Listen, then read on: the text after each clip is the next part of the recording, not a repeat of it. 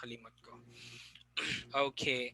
So again, that's what we're going to do. We are going to know the literary environments of each period. What did they experience, those writers, and we will know the literary forms. We are going to touch into history this time, but I am not claiming that I am a historian or any expert in history. I just know something. So we will use what I know and perhaps what you know about history to discuss the literary environments and the literary forms of different literary periods. Now, we will also appreciate different literary texts from the period and analyze one text from each period. I think you already did this with your activity. So, i-present ko na lang ulit sa inyo yung mga literatures na gisample natin from each period. So, I hope you appreciated these literary texts. Now, and lastly, you will be recognizing the Filipino canonical authors. So it is done in your activity, when you were asked to research about one literary canonical author, and we will also meet some canonical authors as we go through the lesson. So please bear with me, and I hope the connection will be friendly this time. Now, after the Spanish left the Philippines, we were bought by the Americans. Binili tayo ng mga Americans in the Treaty of Paris. Okay? In the 333 years of Spanish rule, wala masyadong nangyari sa literature ng Pilipinas. There's no big change in the literature of the Philippines, and hindi masyadong masigla ang literature because we were limited into religious texts. We were limited into religious texts. So hindi masyadong naging healthy ang ating literature during this time. Wait a minute. Okay. So, but in the 100 years of Philippine freedom, after the Spaniards left our country, ang daming nangyari sa literature ng sa Philippines, ang daming improvement. And we will see how did the literature in the Philippines improved with the historical events that happened in the 20th century. So we have here a timeline of the 20th century from 1900s to the 2000s. Okay, the 1900s to the 2000s. This is the 20th century of the Philippines. Before we move on, ano ba ang alam ninyo regarding the history? Ano bang nangyari sa 20th century Philippines in its history? What do you know about the history of the Philippines in the 20th century? Anyone? Let's sige, sinong mag-volunteer? What do you know about the history of the Philippines in the 20th century? Let's ask Mr. Gonzaga. Mr. Gonzaga, what do you know about the history of the Philippines in the 20th century? Hello, sir. Wala pa ako masyadong alam about history. Alam ko lang po yung tungkol sa World War. Yes, that's it. The World War. Yeah, the Philippines have been, and I think most parts of the world have been involved in the World War or has been affected somehow. Thank you very much, Mr. Gonzaga. Now let's see from the girls. Let's have Miss Cabalfin. Miss Cabalfin, what do you know about the 20th century history of the Uh, Philippines? After the US bought us, dumating yung yung mga Japanese, and Mm, then parang gitake over din nila yung Philippines, and yes, then yes, yes. EDSA revolution happened. Ano Yeah. pa yun ba? Ano Uh, pa? yeah. Nakalimutan ko. Okay, that's Maalala ko, sir, yun lang yung parang major event sa yeah. kapatid din yung mga World War. Yeah. EDSA Okay. revolution. Yeah. Thank you very much for that, Miss Cabalfin. Actually, that's in the occupation of the Japanese marks how we were involved in the World War because Japan is a big player in the World War. So yun, kaya na-involved tayo kasi nandoon ang mga Amerikano, pinuntahan pa tayo ng mga Japanese. Okay, both superpowers that are involved in the World War during that time. So yes, that's those are correct. And those events, the great events na sinabi ni Ms. Cabalfin and ni Mr. Gonzaga, played in shaping the literature of the Philippines. So we had, okay, the first who came to the Philippines in the 20th century is the American. The American influenced our literature very greatly, that the influence is still seen today. Next, we were influenced, and then look at how long Americans stayed in the Philippines. Okay, almost half a century nagstay ang mga Americans sa Pilipinas. And even though the Japanese came in this short period of the timeline, ang American ay nandito pa rin. Nagtatago or kasama ng mga Pilipinong nagsasuffer sa bagsik ng mga Japanese. So here in the Japanese period, there were also changes in the literary forms and in the literary environment.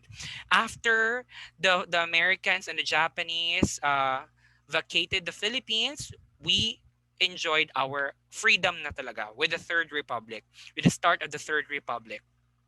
After the Third Republic, in the middle, in the last years of the Third Republic, came the New Society. So there is an overlap between the Third Republic and the New Society of Marcos. So this is the New Society period, the period when Marcos reigned in the Philippine history. So it's a bit, like almost 3 decades, almost 30 years na nag-rule ang Marcos regime sa Pilipinas.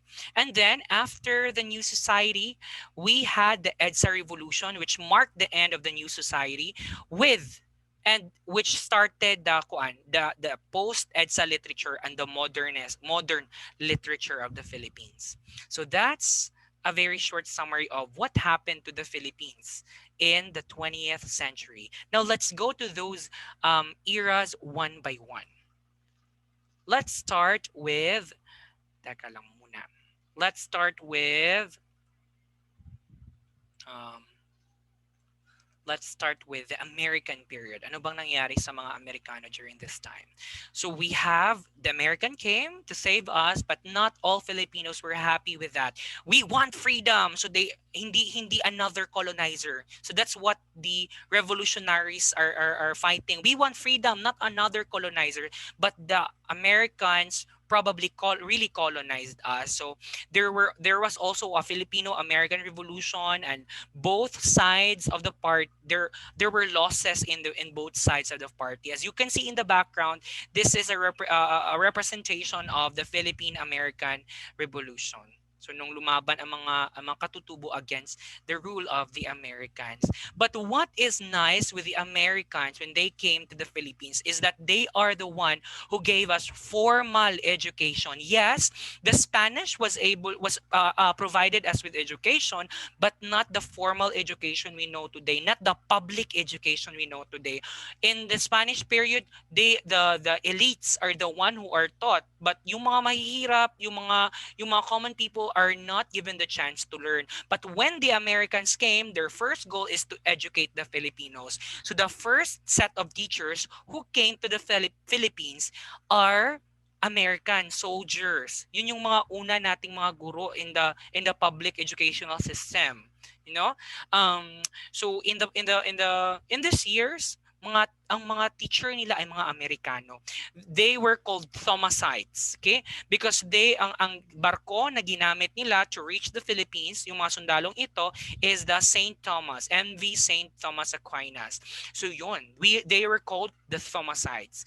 So very interesting, no? How does it feel kaya kapag ikaw tong bata na ito, halimbawa ako tong bata na ito, tapos AFAM ang teacher natin. Oh my gosh, siguro magaling silang mag-English. Kaya, most of the people here are really good in English. In that 4 decades of American stay here, magaling mag-English ang mga estudyante kasi native speaker ang kanilang teacher. Sana all. Sana all na lang yun. But in the later years of the American period, we are given, Filipinos who graduated are given the chance also to teach na our fellow Filipinos. And then, now what happened? What happened in the literary period of the Philippines? Anong nangyari sa literatura, sa panitikan ng Pilipinas during this time? So, the American period is the period of two particular literary periods: the period of apprenticeship and period of emergence. In the period of apprenticeship, apprentice, we were apprentice. Tinuturuan lang tayo, palang tayo ng mga Amerikano. So during this time, authors write in Filipino, Spanish, and English. Okay? So tatlong language ang master ng mga author natin, and probably ang master ng mga mag-aaral, because we still use Spanish during this time. So yon, very interesting, no? Very sad lang kasi hindi na natin talaga na-adapt ang Spanish language until now. Even though there are Spanish words that remained in the Philippine vocabulary today. Writers are imitating and experimenting the Western style of writing. So, gaya-gaya. So, until now, sikat ang mga Filipino sa gaya-gaya. Sad to say. But yes, that is the beginnings of the literature in the Philippines. The English literature, to be exact. The English literature. Ginagaya lang natin yung mga English writers na sila Edgar Allan Poe, na sila Emily Dickinson, gumagaya mga Shakespeare, ginagaya-gaya lang ng mga estudyante at mga author yung style nila.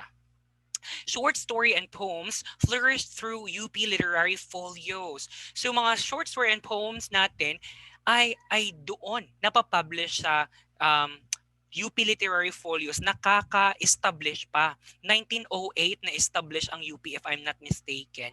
Because 4 years after that, we have our first graduates, which involve Paz Marquez Benitez.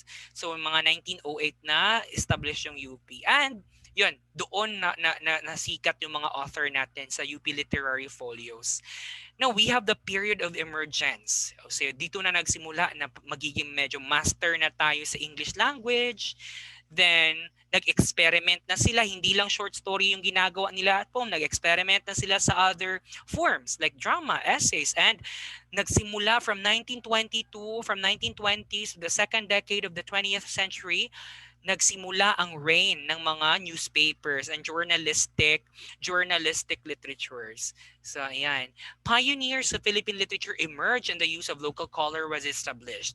So, kung dito, gumagaya pa lang tayo ng mga Western styles, dito, the local color is used. When we say local color, descriptions of the Philippine culture are used in the literature already.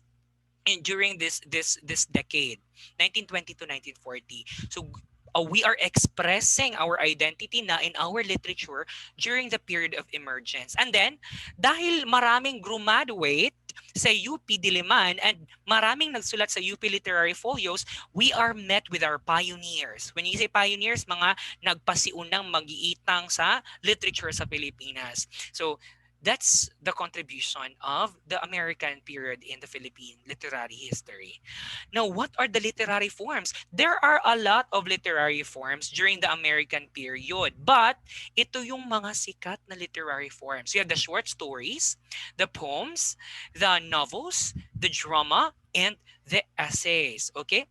Ito yung mga sikat. Example natin sa short story is the very famous na Dead Stars by Paz Marquez Benitez. This is famous because yun nga, yung binasihan lang nila is yung literary folio sa UP. Mga sikat kasi yun na short story. And this is considered the first successful English short story of the Philippines. So Dead Stars is a love triangle. So hindi na natin madidiscuss ito kasi wala tayong masyadong oras. Very sad. You can relate. I think some can relate about this. This is really relatable even though na para sa mga para sa mga hindi walang relasyon, makarelate pa rin. Ako nakarelate kasi wala akong relasyon. Wala akong karelasyon ever in my life. Makarelate man Japon ko. So now we have Mr. Cecilio Apostol's poems. So yung mga poems niya ay he's a good example of the existence of the Spanish language even after the Spaniards' rule in the Philippines. Ang kanyang poem na Rizal is a Spanish poem meaning to Rizal. So is a preposition in Spanish which means to Rizal. We have novels. We have an example. Child of Sorrow by Julio Galang, the first novel in English in the Philippines, A Child of Sorrow. Next, we have Ngayon at Bukas ni Juan Abad, paryente guro ng Shoshana. So, yun, mga drama. He is one of the dramatists of the Philippines during this time.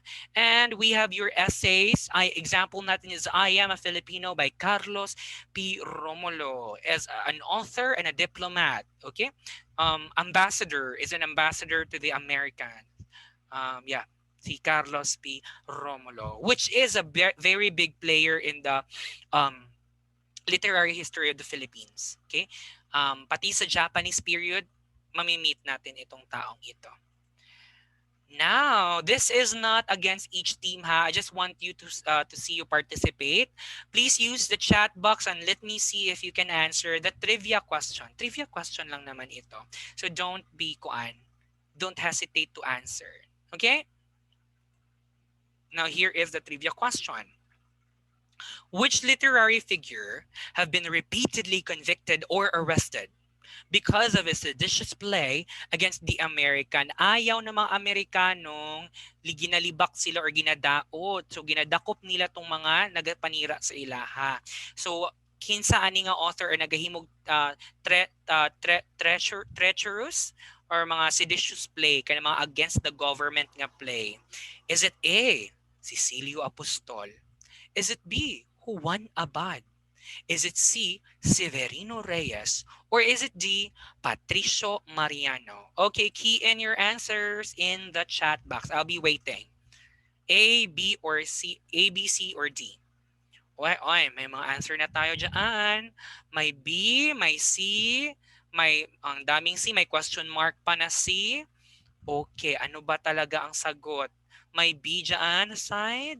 Si Juan Abad, ang paryente ni Susana. Okay, or si nasa duha, basig none of the above. Dili po siya siguro. Dili siya none of the above. I'm sure with that. E. Oh my God. So nang E. Tanaw na to ang answer, be. The answer is Juan Abad. So kani si Juan Abad, very bugoy ni siya. Bisag kapila siya gipriso, una-una gipriso sa, he was arrested for tanika lang ginto. Because, he was really arrested on stage when they were playing the play. And then, nakulong siya. Pero after niyang nakulong, nakalaya. Tapos after nakalaya, naghimo na po siya play against the American, gikulong na po, pero nakabuhi Japon siya after. So that's Juan Abad. Okay? Maybe you will meet him somewhere in your future lessons. Okay? Sa other ninyo nga subject sa college. I hope so. Now, let's talk. We are done with the American period, a very colorful part of the Philippine history. Now, let's have the Japanese period. When the Japanese came, they want to, even though na medyo dark naman talaga ang aim nila to the Philippines, they want to colonize the Philippines. Japan have been very ambitious during this time. They want to do an imperial, they want to be they want to create an imperior. They want to create, anong term? They want imperialism. Empire di ay, oh my gosh. They want to create an empire. So yun nga, nag-start yung World War II and the desire of the Japanese to create an empire. But yun nga, they started with making a propaganda, showing these pictures, these notions to Filipino na we're here to be friends with you, we're here to help you, ganon. But as the days and years months went on, months lang ang count, maraming nangyari, maraming torture, maraming dark stories na na-collect during the Japanese period. Very adventurous stories. Meron ba kayong lola? Meron ba kayong lola dyan sa inyo na laging nag-share about sa kanilang experience regarding the Japanese period? Anyone? Wala? Sad. Ang sad ng childhood ninyo kung wala. Char lang. Kasi ako, when I was young, ang akong lola, kung mga lola, they always share to me their experience of the Japanese colonization, na daghan daw mga babaeng gipang-rape, ginapang-putlag kamot. And this was also the time na ang mga kuanda o mga eskwelahan ginahimong minteryo. So diri naghisugod ang kanang mga istorya. Ang eskwelahan minteryo daw sa una sa Japanese nga period. So ang mga ana nga tikal or basin tinuod. So yes, there are a lot of stories from our lolo and lola regarding this period. And what I am amazed to see is look at the picture, guys. I hope you can see the picture. There were Americans. There were Americans during this period. Okay? Na sumali sa Death March. I think you're familiar with the Bataan Death March. No? Nung hindi sila pinapainom, pinalakaw sila layo kayo, tapos para lang makainom sila, mainom sila sa kanal, things like that. And then look at that American, oh, he's very kanang very Diretsoy, no? Diretsoy kaayo siya. Pero luoy, ambot lang kung nakasurvive ba na siya sa Bataan Death March. Now, let's also during that time of the Japanese, we have the Hukbalahap. Do you know what Hukbalahap is? Are you familiar with Hukbalahap? Anyone? Do you know what Hukbalahap is? Hukbalahap. Do you know what Hukbalahap means? No? It is the guerrilla movement against the Japanese rule. So, hukbong bayan laban sa mga Hapon. So, in towns, there are guerrillas who fight against the Japanese. Kung may gi-rape, their go to save the mga taong ganyan. Kung may gipangputlan og kamot sa mga Japanese, sila ang mulaban. So, that's the Hukbalahap, the guerrillas during that time. Now, and yes, look at the picture. I don't know if this is legit, pero nag-research ako. May article about this Lola na who is also a member of the Hukbalahap. I just don't know kung legit ba to na picture. But there is really a story about her, a real life hero during the Japanese period. What time is it, babas? Hindi na ko makaya mo. Oh my gosh, 30 minutes na lang. So yeah, let's talk about the literature na during the Japanese period. That's history. So what happened to the literary environment? Development of Philippine literature came to a halt due to Japanese restrictions. Ayaw ng Japanese na magsulat ang mga Pilipino ng over. So they were restricted to write anything during this time. Next, the use of English language was prohibited and the vernacular languages used in literature was encouraged. So there is also a positive side of the Japanese restrictions. Ayaw na mga Japanese ng English. They love local, they want to love local. So yun yung parang gusto nila na love your own country, love your own culture. So wag kayong magsulat ng English. So they encourage the use of Tagalog and the vernacular language. So even though hindi nag-improve ang English literature natin, this era is the golden age of Tagalog literature kasi napilitan ang mga Pilipinong magsulat sa Tagalog at sa vernacular like Bisaya, mga Ilocano, because restricted nga sila ng Japanese. Pero that's a good side, I think. At least the Filipinos learned how to love their own literature and their own language, Filipino. Filipino journalistic literary forms developed. So walang mga libro, walang mga ganyan. So mas gumana ang mga newspaper. So hindi ito ang first time lumabas ang newspaper sa Pilipinas, but this is the time na mas naging sikat ang mga newspaper. Bakit pa sikat ang newspaper this time? Because the newspaper also contained stories. Hindi makapublish ang mga Filipino individually, but they can publish their serialized stories in the newspapers. So I think common yan until now. Nandyan pa rin yan sa mga newspaper until now, pero medyo mga shady ang mga ang mga story. Siguro na someone sa inyo ganahan magbasa-basa na sa mga brigadang newspaper ka na mga serialized nga story, mga gipang putol. Tapos ang continuation is in the next issue. So nag-start yan in the Japanese period. So serialized stories that are published in the newspapers. So humor was a general tone and mood to contradict the horror of war. So yun nga, very dark times in the Philippine era, in the Philippine history. So gusto nilang tumawa. So that's the stories. That's what the stories are all about. And there are also fairy tales that are written in the newspapers para as a means of escape to what to the tragedy they are in during that time. Now, we have drama and poem became the choice of rebels. Walay lingaw ang mga rebels, so ang ilang ginahimo sa bukid, kana nagatago-tago sila sa kuweba, when they hide to their caves in the mountains, what they do is they do drama, nagadrama-drama sila, and then they write poems like that, a competition of poems. And there is also that yung moving theater, anong tawag noon during this time, may mga moving theater, mga theater nga ginasakay og kanang sakyanan, nya mag-travel in each town and town and town. So naging famous din ang drama during this time. Particularly Zarzuela. If you remember Zarzuela, it became famous until this time. Okay? Noteworthy English writer of the period was Carlos P. Romulo, who won the Pulitzer Prize for his bestsellers. So yun na, Carlos P. Romulo is very famous because he won an international award, the Pulitzer Prize, sa kanyang mga bestseller na essay. No? Pero English writer siya, di ba? As you can remember, bawal magsulat ng English. Bakit nakasulat si Carlos P. Romulo in English? Wala siya sa Pilipinas during this time. He was outside the Philippines when he wrote his essay against the Japanese imperial rule. So yon, I don't know if you can call that a coward, but I think he's smart to do that. He can still continue his expression even though he's not inside the country. Are you still with me? Can you hear me? Yes, sir. Okay, Yes, sir. are we learning something?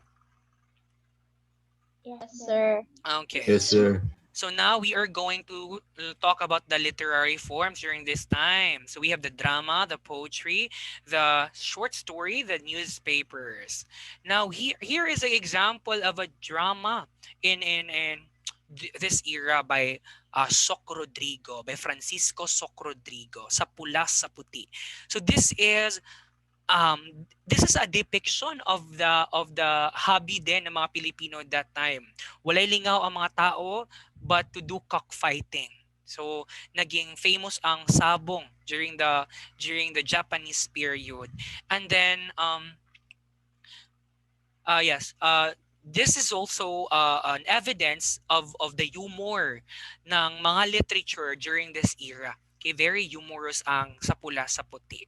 Okay, I had a fun read when I was reading Sa Pula sa Puti. Poetry, pumasok ang haiku sa Pilipinas. Ang haiku naman talaga is from Japan. Pero inadapt siya ng mga rebels. Okay? Naging katuwaan ng mga rebels ang haiku. Kasi ang dali lang gawin yung haiku, hindi kailangan ng rhyme, hindi kailangan ng rhythm. Basta 5-7-5 lang. And then, we also have the Tanaga, your heptasyllabic Filipino quatrian na 777, you know? So, yun yung mga kalingawan ng mga rebels natin when they're in the mountains, making poems and, battling with each other with poetries when they're not battling Japanese soldiers. So, yes. We have your short story. Example natin is yung Lupang Tinubuan ni Narciso Reyes. So during that time, nagpa-competition ang mga famous author natin, ang mga literary figures natin, competition ng short story. So kay Pulsan man nga, sigig pasulat og Tagalog lang ang ginasulat nila, nagpa-competition sila, pagalingan ng pagsulat ng Tagalog short story. At ang nanalo ay yung Lupang Tinubuan ni Narciso Reyes. Okay?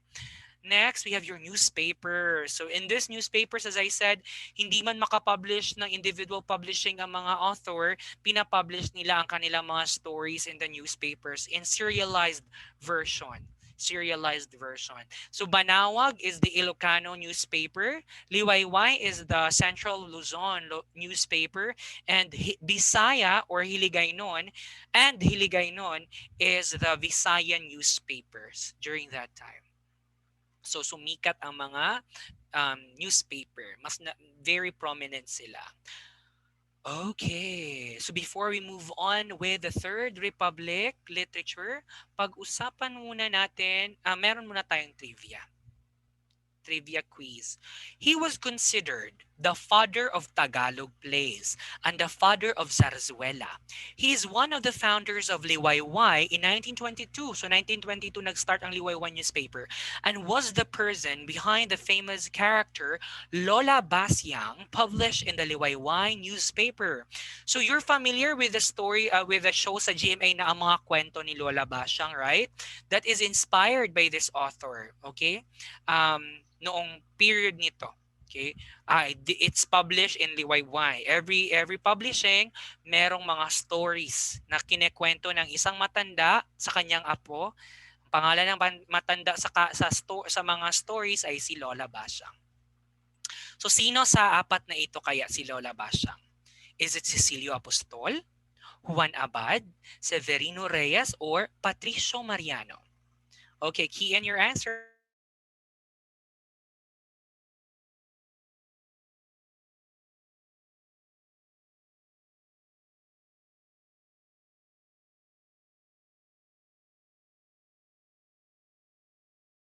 Sir, nakamute ka. Nakamute ko. Yeah. Thank you. Yes, may nag-C, may nag-D. Tingnan natin ang sagot.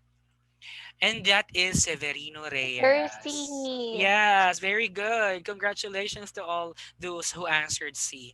So he is Severino Reyes. Okay, the person behind Lola Basyang. But sad to say, Severino Reyes died during the first months of the Japanese occupation. Hindi natin alam may sakit ba siya. Hindi ko kasi nakita sa research ko bakit namatay si Severino Reyes. Medyo siguro dahil matanda na siya. Look at the date of his birth, no? Matanda na siguro siya or baka inatake siya sa puso dahil sa pagbangbang ng mga bomba during the Japanese period. We don't know. Mag-research siguro tayo para malaman natin. Now, we are in the Third Republic. Mahumani na to. In the Third Republic, we are already in after ng Japanese, after na bombahan ang Hiroshima at Nagasaki, ni surrender na gyud ang mga Japanese. It was a great loss for them, and during that time MacArthur came back, and then we were freed from the Commonwealth. Commonwealth ang ating government during that time. We were under the American rule, but they're teaching us how to become a government or how to become a country. So after ng Japanese period, siguro naisip ng Amerikano, okay, medyo ang hirap ng napagdaanan nila with the Japanese, siguro they know how to rule their country na. Maybe. So ayan, we were given our freedom.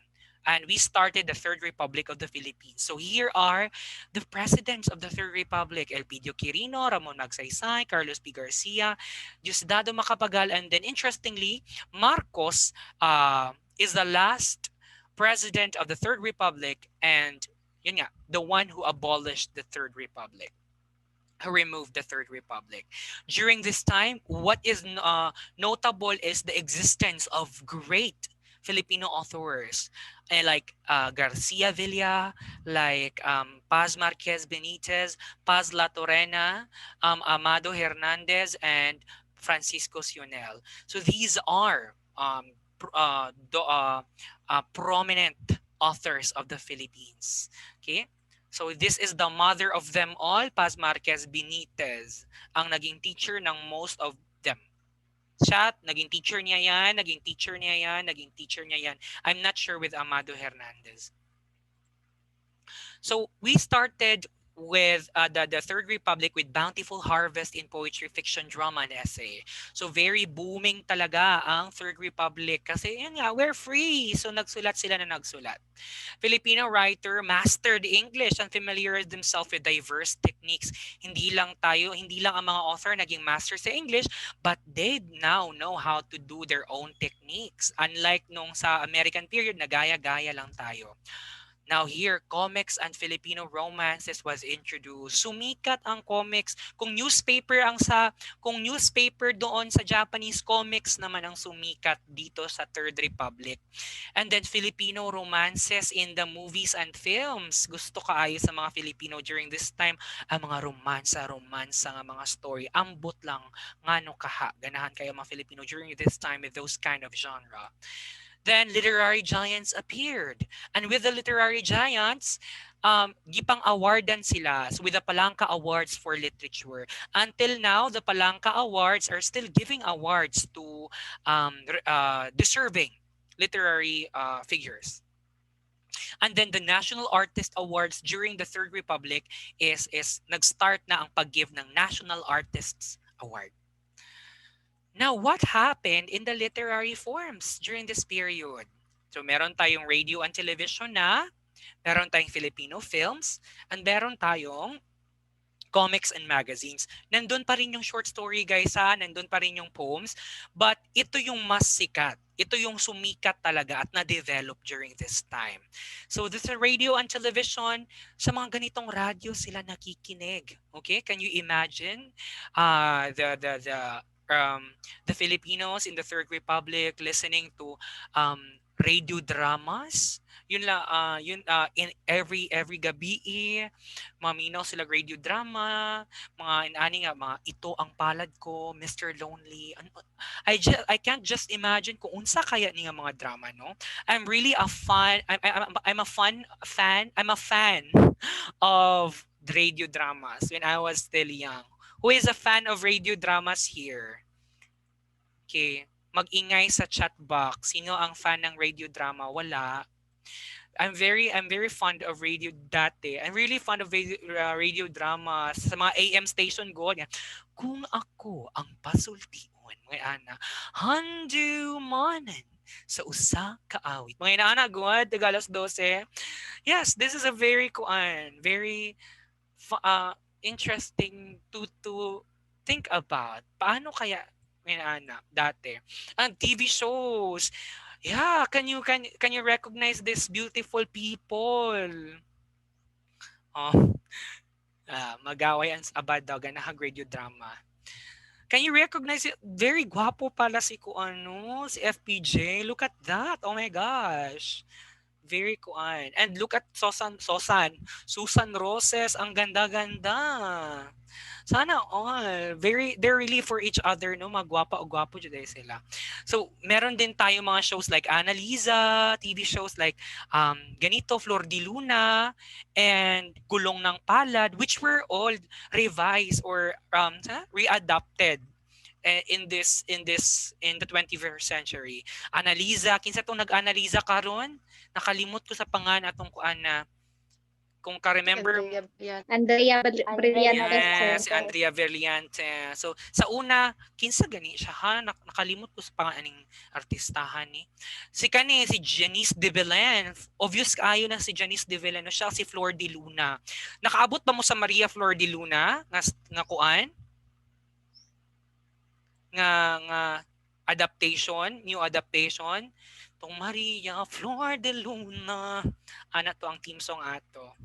And then The Gulong ng Palad gi-adapt pud ni siya no katong si Christine Reyes. Christine Reyes ba? Christine Hermosa Christine Hermosa gi-adapt ang Gulong ng Palad. O si TJ Trinidad. Bata pa ko ani nga tay mga grade elementary pa ko, grade 1 siguro gi-adapt po si usab ang Gulong ng Palad. So yes, that meron din tayong films during this time. This is Maynila sa Kuko ng Liwanag ni Lino Broca, a very famous film which is featured. Bakit famous ito? Sa lahat ng Filipino films na nagawa, ito lang yung film na na-feature sa 1,000 films to watch before you die. Na-shock ko when I was in National Bookstore nato, dako kayo nga book.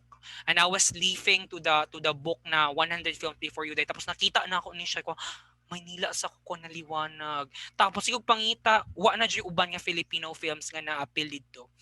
Maybe very very kuan talaga tong Maynila sa Kuko ng Liwanag. And it is based on a novel with the same title. sa Kuko ng Liwanag. This is a film about prostitution. So, gikuan ni siya gi-recolor unsa pangalan ano gi-colorized in 2013. Wa pa po ko kakita ani nga film. And then we have your comics, no? Mga Darna, nag-start ang Darna, ang kaninga mga kuan, mga comics dati. Can you imagine ang mga kabataang 1950s waiting for their new issue of comics? You know? Very sad ang comics industry sa Pilipinas kasi hindi siya nag-flourish. 'Di ba? Am I correct? Hindi siya masyadong nag-flourish unlike sa comics industry and sa manga industry ng Japan, which is really a very like a part of their culture. Hindi nag-develop sa Pilipinas masyado ang comics. Now, we have another trivia question. What is the first licensed TV show, a TV station in the Philippines? Is it A, GMA Kapuso? Or is it ABS-CBN? Or is it TV5? Or is it BBC? Ano kaya? Key in your answers. Kapuso. TV5 face to face. Ayan. Okay. So may nag-answer ng A. So medyo maraming uma-answer sa A. Hindi nyo bet ang ABS? Hindi nyo bet ang TV5? Now let's see kung ano ba talaga ang sagot. DWWX-TV traces its history to the first Philippine television station, DZAQ-TV. So itong mga ganito guys, these are their call name. Okay? Call name ba tao? Kalimot mo ako. Call name guru. This is like the technical name for stations, guys. So ito, this is its present technical name ng station, but it came from from this station na the first Philippine television. So ano kaya ang station na ito? Ting, that is your ABS-CBN, WWX, DWWX TV, the first TV station in the Philippines. Now, we are down to the bloodiest. Hindi naman siya bloodiest. Very trying times in the Philippine history. Now, ang kalaban natin is hindi colonizer. Ang kalaban na natin, or to some, ang kalaban na is our own government. So yun, hindi maiiwasan. Now, it started the new society period started with the the election of Marcos. And in the start of the Marcos era, napakaganda ng Pilipinas. Actually, even the critics agree na maganda naman talaga ang Pilipinas when Marcos first came into power. May mga ang daming mga na patayong infrastructure. Pero naging alarmed na ang mga tao kasi during this time, sa first, even though marami ng infrastructure, Marcos is strengthening the military sector of the Philippines. So it's a sign of something dark coming. So yon. And then in his second term, Marcos is met with student activists from UP. So marami ng aktivista na nakapansin na ayaw namin ng pamamalakad mo, ganon. So maraming aktivista sa school, tapos the activists are bringing their activism in the streets. So it led to many deaths of student activists, and one of those student activists is si Eman Lacaba. So Eman Lacaba is from Zamboanga, if I'm not mistaken, but so taga UP siya. Then nung nag-start ang martial law, he is against martial law, and then he went to South Cotabato. But what's good with Eman, what's important with Eman Lacaba is he is also a poet, so an activist poet. So si Eman Lacaba pumunta sa South Cotabato para join forces with those against Marcos. Pero when he came to South Cotabato, gibang siya, and he died. He met his end in South Cotabato. That's Eman Lacaba. And then we all know that the Marcos reign culminated with the EDSA revolution. Look how great is the number of people who went to EDSA. punong-puno. May gani, wala ni hugno ang kuan bridge. So this is a very familiar picture of the EDSA. You know? This one. Now, ano yung nangyari sa literature during this time? Martial law repressed and curtailed human rights, including freedom of the press. So, medyo pinatahimik ang mga mga journalists na against kay Marcos. Sila yung pinatahimik. Pero yung mga go for the Marcos, wala. Okay lang sila. So, yun hindi masyad censored yung mga writings nila. Writers use symbolism and allegories to drive home their message at the face of heavy censorship. So kasi pinasensor yung mga works, creative yung mga writer. Yun nga, during this time, yung mga writer natin, mas naging dynamic at mas naging innovative. So, i-censor din ninyo, ha? So, they find way, they became dynamic, they innovated their writings para ma-express pa rin nila yung gusto nilang i-express, even though not in a direct way. So, yun nga, naging innovative yung mga writer natin, which until now, we can still see in the writings of those writers na against the government. They become innovative. May mga iba na direct naman talaga yung fight against the government. We will meet that one later. So theater was used as a vehicle for protest, such as the PETA, Philippine Educational Theater Association, and UP Theater. So yun, ginagamit ang teatro ng UP to fight against Marcos. There was a time, I'm not sure if this was correct, nga ang UP is parang naging its own nation, its own government, na the Marcos regime can't touch UP. Like yun, na this is our world, this is our government, tapos yun, UP has its own rules. Pero na-abolish yun, na-infiltrate pa rin ng Marcos regime yung UP. I'm not sure with that ko, nabasa ko lang yan. Now, these are the literary forms during this time. This is not forms per se, but these are like the themes of the for example, ang prose literature, meron tayong poem na form, short story na form, meron tayong ganyan. So ito yung mga literary forms according to themes lang. So the protest literature, revolutionary ang kanilang goal. The proletarian literature, the content of the literature is about the fight of the peasants against the regime, yung mga manggagawa, maraming ganito. The prison literature, maraming ikinulong, so maraming nagsulat sa kulungan. So we call their memoirs and stories prison literature. And we have the circumvention literature, underground literature na nababasa lang ng mga member ng kanilang gangs, member ng kanilang organization. Like they express their grievances to each other kasi hindi man nila ma-express sa government. And this is also the way their way to revolution, magsabot-sabot sila. So we have significant literary works here, like for example, Pete Lacabas, Prometheus and Bound.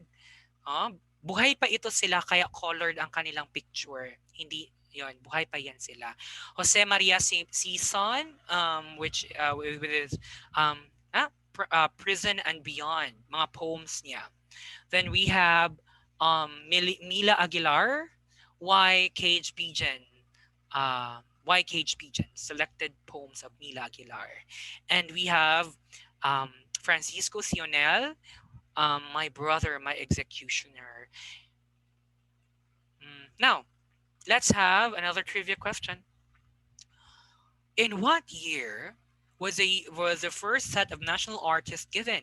So even though during this time ng martial law, medyo restricted ang mga author to write anything, nag-start sila magbigay ng mga national awards, na national artist for Literature and National Artist Award. In what year was the first set of National Artist Award given? In what year was the first National Artist Award given? Anong year kaya iyon? Okay. Is it 1971, 1972, 1973, or 1974? What is your answer? May B, puro B, unsa jud kayang tinuod? Tinood Day, okay? 1972. But that was not for literature. Ang pinakaunang binigay na National Artist Award is for Mr. Fernando kay Fernando Amorsolo, the great Filipino painter. He is the first national artist for visual arts and painting and the first national artist of the Philippines talaga. So very sad lang kasi nabigay posthumous lang nabigay ang kanyang award. Ibig sabihin namatay na siya nung binigay ang award. Very sad kasi hindi niya na-experience ang like ang pride niya. "Okay, national artist ko." Kina Tai Chi naman siya kasad. The next year, 1973, other categories of national artists were awarded with 2 awards for literature. So in the next year, may 2 awards for literature. Sino ang dalawang national artists for first 2 national artist for literature ng Pilipinas? Is it Nick Joaquin, Jose Garcia Villa, Edith El Tiempo, or Amado V. Hernandez? Sino? Okay, key in your answers, write their apelido na lang para madali. Sige daw, let's see. Hernandez and Joaquin. They are all national artists, by the way. Amado, and Nick. Okay, Nick Joaquin. Okay? So tignan natin anong answer. Thank you very much for your response. Meron bang tumama? May tumama. And the answer is Jose Garcia Villa and Amado V. Hernandez. They are the 2 national artists for literature of the Philippines. Our Kama poet, which is also known for his pen name Davig Lion. He's known for Davig Lion. Dove, Eagle, and Lion. Yun yung pen name niya, ni Garcia Villa. And Amado Hernandez is called the poet of the workers. The poet of the workers. The poet of the laborers. The poet of... Ano si poet ganyan sa Tagalog? Basta na mga manggagawa. That's yan. Amado V. Hernandez. Now guys, it's already time but I want to finish. Last naman ni short lang jud kay ni siya. I-finish na lang ni nato diri nga part. Okay? So anong nangyari after ng EDSA? Nanalo si Cory. Tapos anong nangyari sa Pilipinas? Mahirap pa rin ang Pilipinas. Mas humirap pa nga daw ang Pilipinas during the end of the Marcos reign. So it's very sad. Even though during the President Ramos reign, naging good ang economy, naging stable for a while yung economy ng Pilipinas with the reign of President Fidel V. Ramos. Very sad one. But what is significant during this time is the involvement of technology in the life of the people and also in literature. So we can see also that there's globalization during this time. Mas naging interactive na ang bawat nation with each other because of also the certain happenings around the world and the government around the world. So mas there's a fight for equality in gender, ethnicity, and socio-economic status. Everything is being fought after the EDSA and during these modern times. So parang there's a merge na between post-EDSA and modern literature. Sometimes gina-consider na lang nga ang post-EDSA as modern literature. So, yun, what happened after the EDSA? Freedom of the press was re-established and diversity of literary forms emerged. Dumami na naman ang literatures ng Pilipinas. Poems were romantic and revolutionary. Kasi na-awaken ang revolutionary heart ng mga Filipino. Yun nga, naging revolutionary talaga yung mga Filipino. And bumalik daw ang bet ng mga Filipino sa romantic films and romantic movies and novels. Ewan ko. So dito umuso yung mga pocket books na naman. Yung mga pocketbooks na ginabasa sa mga nagabaligya sa canteen. So, I don't know kung mga taga public school makarelate ani kay kasagaran sa mga nagabaligya sa canteen sa public school, nagabasag pocketbooks. Ambot lang sa inyong public school sa mua kay anak manggod. Government criticism became more open. So tanan critic na sa gobyerno kay wala may martial law. Tanan pwede mo daot sa gobyerno bisan wa goy ikadaot usahay. Filipino songs, death with mali ang kuan. So yung mga tema ng mga songs natin about freedom, ganyan-ganyan. So umuso yung mga kanta natin. And then literature from marginalized sector developed. So marami, naging equal na nga yung mga literature. Mas maraming nagsusulat kasi open na ang internet for writing. Lahat pwedeng mag-post ng story, lahat pwedeng gumawa ng website. So yun, naging open for everyone ang literature. Now, for our last trivia question, which is an open writing. So, isulat ninyo ang answer ninyo. Who is this guy? He started his writing career in a blog and then went into publishing his works. However, until now, no one knows his identity. Who is he? So meron na tayo nagsagot, Babong. Sige, umimbento kayo ng pangalan kung hindi nyo siya kilala. 10 seconds pa. Char. Char. Okay, Anonymous. Wow, Anonymous. Si Anon. Okay. Secret writer. Wow, very creative. Magaway. Magaway daw ang pangalan. Okay, si He. Very creative. Kasimple sa He. No name. So, sino kaya siya? Here are his works, non-fiction and fiction. Sa non-fiction, itong mga sinulat niya sa non-fiction is what he wrote in his blogs na gitanggal ang mga blog niya kay mayroong mga hindi gusto sa mga blog niya. Non-fiction kasi hindi naman siya fictional. So, yeah. Aba Nakakabasa could also be considered his autobiography, pero we don't have any way of clarifying that kasi hindi nga natin alam kung sino siya. Pero a lot of writers consider, or a lot of critics consider Aba Nakakabasa na pala ako as Bob Ong's autobiography. Yes, that is Bob Ong. He is a writer, a contemporary writer, but and no one knows who he is until now. Parang wala pa talagang may kilala kay Bob Ong. So I was given the chance to read all of his work except 56. Kasi addict yung kapatid ko in collecting Bob Ong books. So meron siya lahat nito except 56. Which is the newest book of Bob Ong.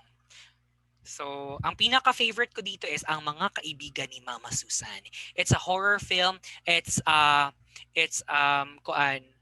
epistolary. It's an epistolary form na horror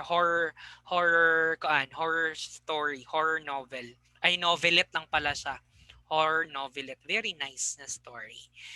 So yun, ito yung mga stories ninyo guys na pwede nyong ma-experience ang bawat period of Philippine literature using these literary works. I hope you got a glimpse of each literary period through identifying the thematic statements of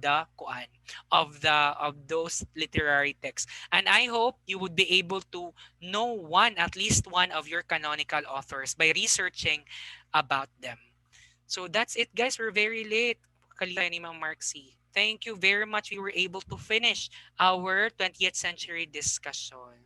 Wala man kami klase sa NTEP, sir. Wala pa lang. Sige, very nice. Okay, naaday sa inyong section si Bob Ong daw. Sana all, Bob Ong. Si Abatayo daw si Bob Ong. Sige, kindly open your camera and let's take a picture. So, he who must not be named. Unsa na siya si Voldemort na diay ni si Bob Ong karon. Si King Kong. Pero yun nga, sino kaya si Bob Ong? Very very beautiful si Miss Cabalfin today. Look at her hair. She looks very beautiful with her glasses. Okay. Last time, si Miss Camago ang very beautiful. Karon si Miss Cabalfin. Gibawi ni Miss Cabalfin ang trono. Okay. So go. Okay, open your camera and let's take a picture. Mr. Ribalios and Mr. Tagalog. So guys, next in our last week, guys, we will be talking about 21st century na talaga, finally. 21st century na yung pag-uusapan natin. And we will be meeting, okay lang Ms. Parocha, we will be meeting every day during that time kasi napakaraming itatakel. So we will be discussing every day. Or siguro one day lang yung hindi natin imi-meet. Gaya na this week. So yun. Marami kasi tayong itatakel, literature from the Philippines and literature from the world. So medyo marami-rami. But you will only be choosing 4 literatures to comment on, and one literature. We will be choosing 3 literatures to comment. Next meeting natin ha. You will be choosing 3 literatures to comment and one literature sa world literature to analyze. Yun lang. Okay? In our next meeting. So, let's take a picture. May mga hindi nasali. Basag din na lang. Okay, 1, 2, 3, smile. Ayan. Thank you very much, guys. I hope you learned something. Goodbye.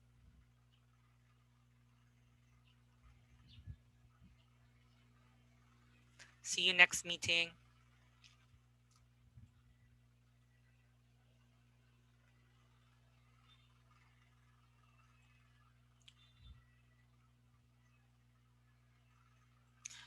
I-end ko na to. Goodbye.